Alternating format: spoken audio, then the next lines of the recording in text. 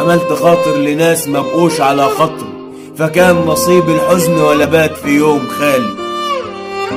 ايه معنى حد يعافر والشوك ما بيفرقوش، يغزي المحبة وود يلقى النهاية فشوش.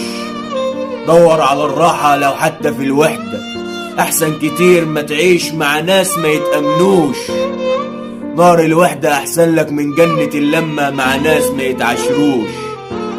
لو عشت وحدك ارحم ما تضيع العمر مع ناس ما يستاهلوش. طوق النجاة في البعد عن خلق معيوبة، ليه بس توجع قلبك مع ناس قلوبهم سودة؟ ليه بس تهلك روحك في طريق ماهوش سالك وتضيع العمر في سكة مسدودة؟ ايه فايدة اللمة وبينهم ملكش امان؟ اوعاك في يوم تقبل تكون ركين عالرف، كرامتك حافظ عليها تفضل كبير في عين نفسك وفي عين الناس متصان.